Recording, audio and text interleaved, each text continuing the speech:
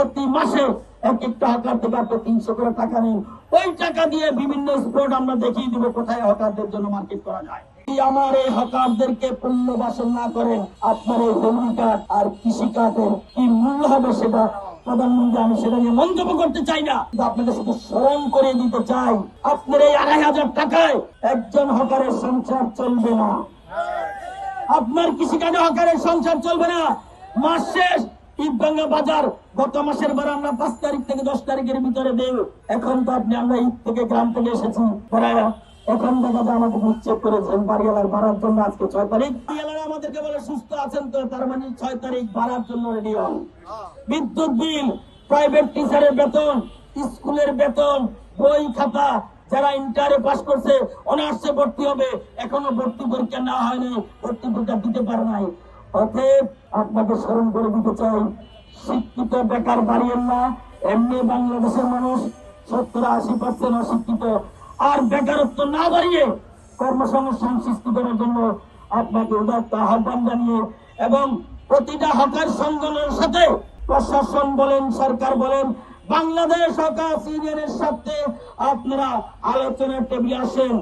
আমরা সিটি কর্পোরেশনের দেশের রাজস্ব আয় দিতে চাই, প্রতি মাসে এক একটা হকার থেকে আপনি 300 করে টাকা নেন, ওই টাকা দিয়ে বিভিন্ন স্পট আমরা দেখিয়ে দিব কোথায় হকারদের জন্য মার্কেট করা যায়। গুলিস্তান এলাকায় আপনার পিরামিড মার্কেটের পিছন থেকে গোলাপশাহ মসজিদ পর্যন্ত এখানে যদি পরিত্যক্ত জায়গা, যেটা ওসমানীতে পড়ে আছে, এই পরিত্যক্ত জায়গা দিলে 5 তলা করলে সেখানে অন্তত 500 হকার আমরা পুনর্বাসন করতে পারবো। গুলিস্তান নাট্যমঞ্চ আট বক্সের পিছন থেকে পাতাল মার্কেট পর্যন্ত সেখান থেকে 1000 হকার পুনর্বাসন করে দেবো, পরিত্যক্ত জায়গা পড়ে আছে। মুক্তাঙ্গন সেখানে দিলে অন্তত 2000 হকার পল্টন মল্টন বাইতুল মোকাররমের হকারদেরকে পুনর্বাসন করা যাবে। মাসে 300 করে যদি এক একটা হকার থেকে টোকন দিয়ে এই টাকাটা কালেকশন করেন, 5 বছরে আমার টাকা আমাকে মার্কেট করে দিয়ে পুনর্বাসন করতে পারবেন।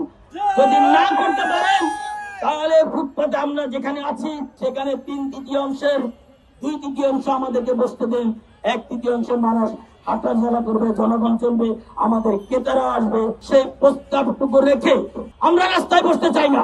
আমাদের ফুটপাতে যারা হকার, বাংলাদেশ হকার্স ইউনিয়ন অনেক হকারের হকার্স ইউনিয়নের কার্ড আছে, 25 সদস্যের প্রয়োজন আমাদের হকার ইউনিয়ন থেকে কার্ড করে নেবে। একেবারে জেনুইন হকার যারা, তাদেরকে আমরা কার্ড দেবো।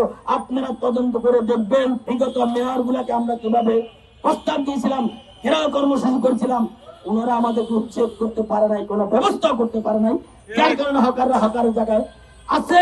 ভবিষ্যতে আপনারা পুনর্বাসন না করা পর্যন্ত হকার থাকবে, পুনর্বাসন করবেন, আমরা স্বেচ্ছায় ফুটপাত ছেড়ে দিয়ে আমাদের যেখানে স্থান দিবেন পুনর্বাসন চলে যাবো।